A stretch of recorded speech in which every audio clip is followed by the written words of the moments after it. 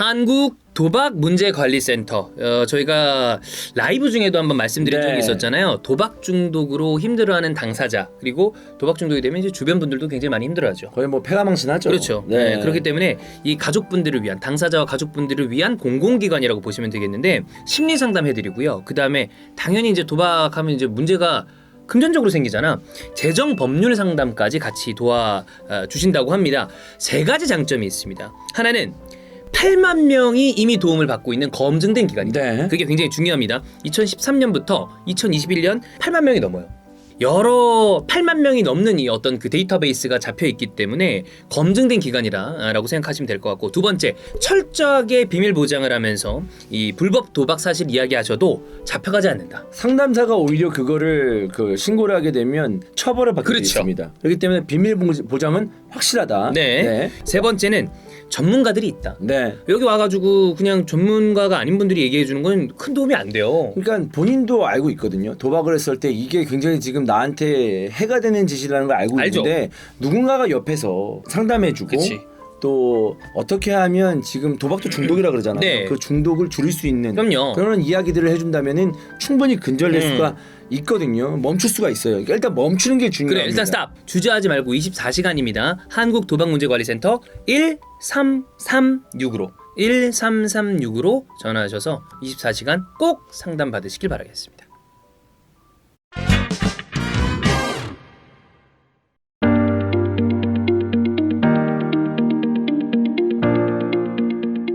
자, 콘테의 이적 시장은 언제나 흥미롭습니다. 또 누구를 사달라고 할까? 얼마나 그렇죠. 찡찡거릴까? 이 사람 되게 남자다운 느낌이 있지만 사실 굉장히 찡찡거리는 스타일입니다. 네, 그 부분에 대해서는 조금 보면 아우 약간 애 같아 가끔 보면 그런 게 동시에 있는 사람이죠. 그래서 겨울 이적 시장까지는 시간이 좀 남아 있는데 벌써부터 과연 이 레비와 토트넘이 어느 정도의 돈을 이 콘테에게 사용하게 해줄 것인가? 어느 포지션을 먼저 보강할 것인가? 콘테는 누구를 원할 것인가? 이런 선수들의 이야기들이 많이 나오고 있어요. 이전 팀의 선수 중에 누가 링크될 것인가? 그렇지. 무조건 한 번씩 건들거든. 그렇죠. 왜냐면 사실 자 본 기자예요. 이거보다 좋은 소스가 어디 있습니까 지금? 제일 재밌거든. 최고죠. 그리고 기간의 전례를 보세요. 콘테가 사달라고 했었던 그 수많은 선수들. 그래. 칸테를 사달라고 한 사람이에요. 이거 본인이 써봤던 선수는 데려오고 싶어 한단 말이야. 네, 맞아. 아마 그 프리미어리그 있다가 세리아 갔을 때는 프리미어리그 선수를 바랬어요. 세리아에 있다 지금 프리미어를 다시 온 거 아니야? 세리아 선수들 바랄 겁니다. 네. 그런 부분 때문에 지금 루머에 대해서 예. 기사에 대해서 아무래도 좀 주목이 될 수밖에 종합을 없습니다. 한번 해보죠. 네, 일단 우리가 먼저 봐야 될 거는 콘테는 과연 얼마나 지원을 받을까? 다가오는 겨울 이적 시장을 일단 예상을 해봐야 되겠죠. 다양한 목소리들이 있습니다. 일단 BBC 라디오의 크리스 서튼, 아주 서튼. 유명한 예, 선수였죠. 콘테는 여름에 토트넘 감독직으로 부임하지 않았다. 한번 링크가 있었지만 그때는 부임을 안 했어요. 근데 이에 대해서 크리스 서튼은 그렇다면 그때는 감독직으로 부임하지 않았는데 왜 이번에는 부임했을까? 그렇다는 건 이번 제의에서 그때와 다르게 조건이 바뀌었을 것이 틀림없다. 이 얘기를 크리스 서튼이 하더라고요. 그러니까 여름에는 어느 정도 콘테 입장에서 약속을 못 받은 부분이 있기 때문에 아쉽다고 생각을 했지만 이번에 콘테에게 다시 제의를 했을 때는 콘테의 의중을 꽤 많이 들어줄 것을 구단이 말했을 가능성이 있다. 그렇죠. 그러니까 이게 계약이 성사가 됐겠죠. 만약에 미안한데 이번에도 선수는 못 사줘. 그러면 그래? 그럼 나는 좀 안 하지. 이렇게 얘기를 했겠죠. 네. 그런 부분을 일단 크리스 서튼이 먼저 얘기했고. 예. 네, 괜찮으시죠?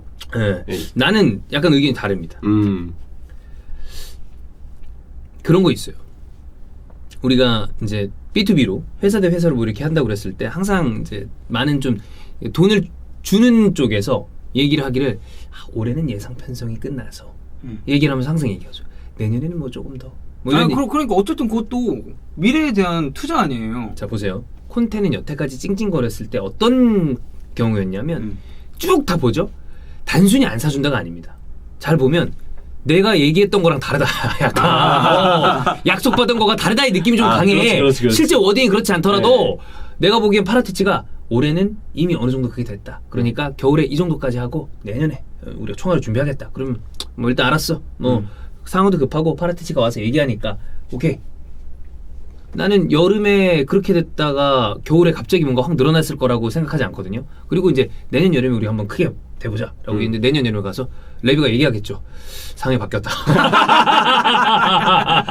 그럼 콘테는 또 그럼 야, 콘테가 약속한 거랑 다르잖아. 바로 인터뷰합니다. 바로. 네. 바로 또 징징대고. 그래 콘테는 그리고 이거를 그 언론에 공개적으로 이야기를 하는 사람이기 네, 때문에 맞아. 예. 조심해야 돼요. 5월, 6월에 갑자기 막 떠난다 이런 얘기 할 수도 네, 있어요. 물론 이거는 제가 생각하는 그냥 시나리오입니다. 네. 왜냐면 이러면 우리 입장에서 이제 재밌는 소스가 많이 나오는 건데 이 서튼이 한 얘기대로 아까 그때 우리 어제 얘기했잖아. 주원 형이 얘기했듯이 등산에 올라가서 파는 어떤 그 물처럼 네. 물을 사 먹어야 되는 입장이었기 때문에 일단 가겠다. 더 줄게. 라고 했을지도 모르죠. 그렇죠. 지금은 이제 예상을 하는 거잖아요. 그래. 정확하게 어떤 이렇게 해서 분석을 할 수 있습니다라고 나와 있는 게 없기 맞아요. 때문에 예상을 하면서 좀 다양한 굴레에서 우리가 예상을 하는 게 필요한 것 같아요. 서튼의 이야기도 있고 종윤 형의 말씀도 있고 이런 부분들 아주 좀 들을 만한 얘기인 것 같고 서튼은 계속 얘기를 덧붙였습니다. 콘테는 무언가를 이루거나 그에 가깝게 도전할 수 있다고 생각되는 게 아니면 토트넘에 부임하지 않았을 것이다.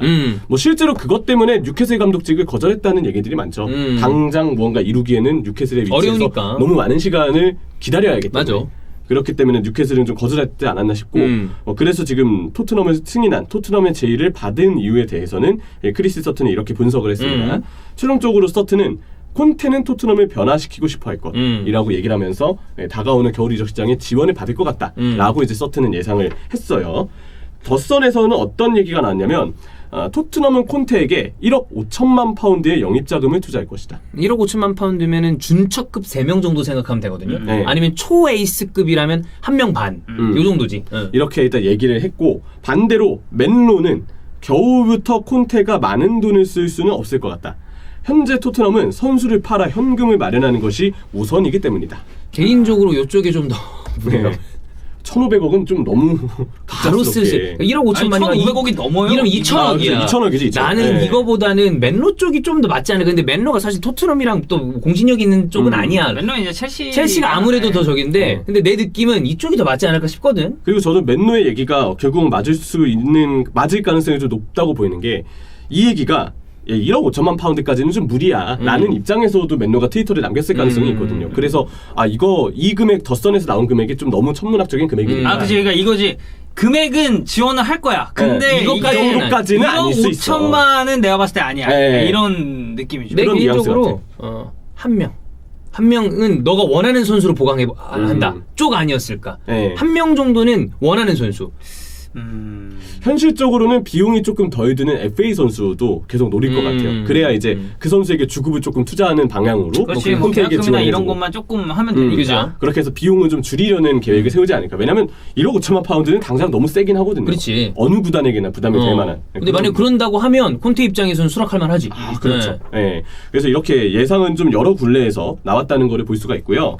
자, 이제 콘테의 토트넘. 일단 역시 첫날부터 루머가 끊이지 않습니다. 당연히 그렇겠죠. 루머의 대상들을 이제 살펴볼 텐데 아까 제가 얘기했던 FA 매물들도 몇 명 있어요. 이 부분을 보겠습니다. 일단 칼치오 메르카토는 콘테가 블라호비치를 원하고 있다. 두산 블라호비치. 네, 공격수 영입을 이제 원하고 있다고 하는 거고. 지난 여름에도 링크가 있었고요. 그렇죠. 여러분들 이거는 공신력과 별개로 그냥 나온 것들을 종합하는 겁니다. 최근에 저는 블라호비치 경기를 보진 못했어요. 근데 이제 그 해외에서의 어떤 기사들이나 평가를 보면 전보다 영향력이 더 올라갔다는 얘기들은 있더라고요. 네. 그래서 블라호비치는 지속적으로 우리가 기대를 해볼 만한 그래. 또 어린 나이의 어떤 공격수이지 않나. 세리아의 홀란드야. 네. 여러 가지 이렇게 비슷한 점이 있어요. 기대를 해볼 만한 부분이 있는 것 같고 구단은 이미 예산을 갖고 있다라고 칼치오 메르카토는 내용을 붙여놨습니다. 자, 그리고 칼치오 메르카토 라치오라는 소스에서는 콘테 첫 타겟은 라짜리일 것이다. 라짜리. 네.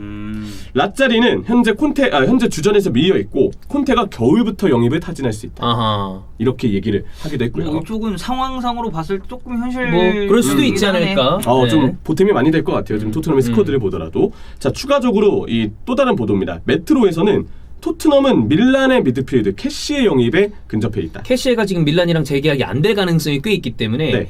말디니가 1월에 팔 수도 있다. 매각을 할 수도 있다는 얘기를 했거든요. 만약 캐시를 데려올 수 있다면 중원에 좋은 보강이 될 테니까 그렇죠. 가능한 영입이라고 봅니다. 그래서 캐시의 영입이 지금 링크가 좀 떴습니다. 스포르트 이탈리아의 루디 갈레티는 토트넘이 캐시의 에이전시 측과 계약 합의를 했다. 내년 여름에 FA를 노리고 있다. FA 나오는 걸로. 왜냐면 FA를 노린다면 일단 지금부터 그냥 합의를 그치. 해서 보스만을 발동되는 그거 부터. 네, 내년 여름에 우리 팀에 오겠습니다라고 합의를 하면 되는 거기 때문에 에이전시하고 접촉을 했다라고 해당 기자는 이제 설명을 했고요. 토트넘이 제시한 주급이 현재 밀란에서의 조건보다 높다. 그렇지 그래야겠죠. 네, 저는 이 방향으로 영입이 조금 투자가 좀 일어날 가능성이 있을 거라고 생각해요. 이 종류의 지출은 줄이되 그 선수에게 주급을 좀 더 주는. 네, 주급을 좀 더 주는 방향으로 비용을 최소화하지만 좋은 선수를 영입하는. 그래서 콘테에게는 우리가 지원을 해준다라고 얘기할 수 있는 그런 방향성을 노릴 것 사실 같습니다. 이제 주급이 높다는 게 골 때리는 거거든요. 고정비가 늘어난다는 거기 때문에. 그건 그렇죠. 예. 근데 저는 토트넘의 입장에 생각해 보면은 이게 레비나 그러니까 좀 팬들 입장에서는 이제 레비 욕을 좀 많이 하죠. 그러니까 구단을 경영함에 있어서 사실 뭐 엄청나게 또 많은 투자를 뭐 하거나 뭐 이제 이런 부분랑 좀 거리가 있으니까. 근데 저는 그냥 순수 보드진으로 보면은 일을 엄청 잘한다고 생각하거든요. 이게 난 명과 암이 있다고 생각을 해요. 네. 결국에 사실 토트넘의 돈줄은 레비가 아니라 조로 있습니다. 그렇죠. 그 사람의 나는 운영 기조가 지금 레비가 하고 있는 거라고 봐요. 그 사람이 헤드야 진짜 사실은. 어떻게 보면 큰 걸로 봤을 때는 토트넘에는 회장이지만 모기업까지 본다면 이 사람은 딱 그 밑에 있는 사람이잖아. 근데 레비가 여태까지 운영을 잘했기 때문에 지금까지 온 것도 있지만 결과적으로 눈으로 선임했다는 거에 대해서 파라티치가 일을 많이 했다고 하는데 시스템적인 실패라고 얘기하는 사람도 있어요. 그러니까 이런 중간중간 실패도 분명히 있었던 거죠. 근데 볼 수 있죠. 크게 봤을 때 토트넘이 레비가 부임했었던 90년대 말 2000년대 초반으로 돌아가 봅시다. 그때부터 2021년인 지금까지 본다면 토트넘은 결과적으로는 흔들흔들하다가 우상향하고 있습니다. 그런 걸로 본다면 운영을 지금까지는 비교적 성공적으로 하고 있는 거죠. 저는 그렇죠. 그래서 랩이 지금까지 일하는 스타일 쭉 봤을 때 이 고정 지출금 이미 다 전 머릿속에 다 계산 그 안에서 할 끝났다고 거야. 생각해요. 예. 그거를 바깥으로 벗어나는 일은 하지 않을 거라고 생각합니다. 나도. 네. 그리고 메트로에서 언급한 이제 3명의 추가 타겟이 블라호비치. 블라우비치. 자, 그리고 나왔습니다. 더블 A. 우리가 어제 또 얘기했어 더블 A. 그렇다면 여기에 추가적으로 나와야죠. 맞아요. 로조비치가 나와야죠. 맞습니다. 야, 이 3명입니다. 인테르 팬들이 아마 아씨 이들이가 할 거야 분명히. 나는 터졌다. 예. 콘테가 어쩌면 브로조비치보다도 더블 A 더블 A를 더 바랄 수도 있다고 생각해요. 잘하는데 더블 A 잘하니까. 진짜. 예. 백스리 전술이라면 보다 더 이제 가운데 센터백. 그렇죠. 그러면 로메로랑 더블 A가 들어오는 그렇지. 거 아니야? 와, 세리아 베스트예요. 그리고 이제 왼발 센터백 하나 찾으면 백스리 완성이거든. 그러니까 인테르 팬들 입장에서 굉장히 짜증나는 상황입니다 지금 이거. 그렇죠. 안 그래도 순인 그것 때문에 지금 짜증나는데 그렇지. 시모네 인자기 감독의 어떤 퍼포먼스는 완전히 만족스럽지도 않거든요. 거기에 또 콘테라는 이제 감독이 갑자기 다른 구단에 부임하면서 또 또 빼가려고 흔드는 세력이 빡치죠. 늘어났어요. 화납니다. 네. 예민할 수밖에 없는 찬우 형님이 될 것 같고. 만약에 이제 브로조비치나 뭐 이런 인테르 선수가 콘테를 따라 토트넘으로 간다. 그렇다면 또 역시 찬우 형과 네. 네. 안 그래도 찬우 형이 좀 많이 나오겠지만 맞아요. 네. 이야기를 들어봐야죠. 네. 자, 그리고 이제 풋볼 인사이더입니다. 콘테는 이 얘기도 좀 구체적이에요. 토트넘의 더블 A 영입을 요구하고 있다. 또 한 번 나왔고 파라티치는 1월 영입을 위해서 접근하고 있다.